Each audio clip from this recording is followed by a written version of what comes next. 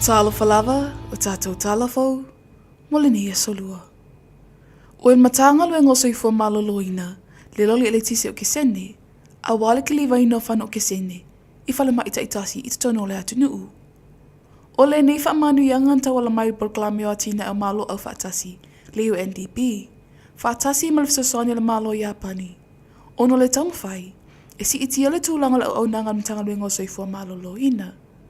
O le eo le nei loli ele tise o kesene, o se sao whapopo leo sa moe se tasia manu lau tia lana ta iala, mo nisi o nā ti nae, o lo whamanino ai, le una ia ili tamo whai whai ti tia le kasa kāponi, ina ia si itia le soifua manuia, ma le soifua maloloina, o Samoa.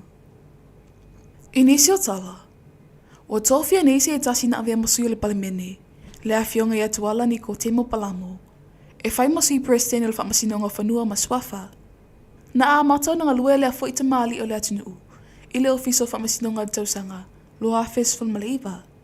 I lana sauno anga whapitoa, na ia tā uai.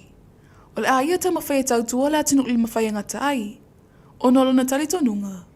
O nisi ni o vai ngata ua, e whamemelo ai Samoa. O tūlanga tau whanua, maswafa.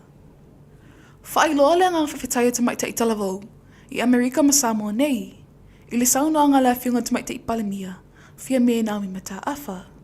Na ia whaso ai, matatala maninolo I tau maa o ngā tāua sa ia mawa ilana suifua ngā talavou. E au ngā mō whanau lalvahoa, ai meiso ta maite I talavou. O le lua ai ni o tausanga, talo na amata maile polklamele nei o whaingoa ina, o le Taiala Youth Exchange Delegation, o lo tai moile Brown Girl Woke I Samoa nei, ma le Samoan Solutions I San Francisco, I California I Amerika. E tō se fulumatas ta maitai, na awa iai, I lea whaamoe moe.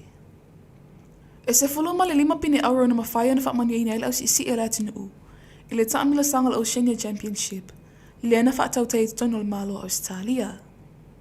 O ni isi au fia ai le tolu pine siliva, ma pine apa mea se fuluma le valu.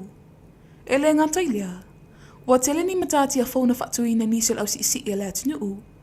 Ta ua le sunga le whaiaonga, tua Pepe Joe Warwick, I le whaatala noanga mele NUSTV. Wa mawalu ngatu ta mawhainga nei le awa le atu nuu. Whaatu sa tu sa tuai le whaiunga, ma pene na lato maua. Talo na tau sini o, I tau wanga, whaavao malo. Wa whaamalu lulko lisi mo lunga o ngai alo ma whanau. Na o fia se tasi ata video sa lau ilunga upinga ta whailangi. O loo lati tango fia pe ule le whala au whaasai no le eisa. Whailo mai lunga le peita kolisi e tos fulman tasi I lato na awai le whaaputuputonga. Ma ua ngalo le whaatasi lau mua ma mtanga lue ngoleo leo. Esu e le mata upu. E whaape na whaia nei whatinonga le teimiu tu uai lea onga. E le alo loto afu I lea onga, ni tūla I mai ai lea whaafita auli. Ua ilo uma suafo I lato na awhia whaatasi I malato wafio anga. Ua amata nei isa su enga o lea mata upu, e le ngata le kolisi, ai meisa le mtanga luenga, o leo leo. I tala muli muli.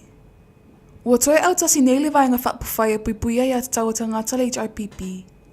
E whaatu mawina le taita il vaenga whaapawhai, il se sunga atu le epa takta sa ile le malialenga oi.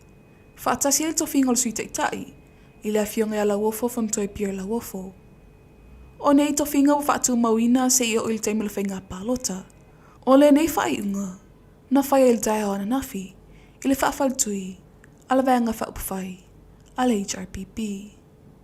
O tātou talafo nāmali nei asolua, tō wha soifua.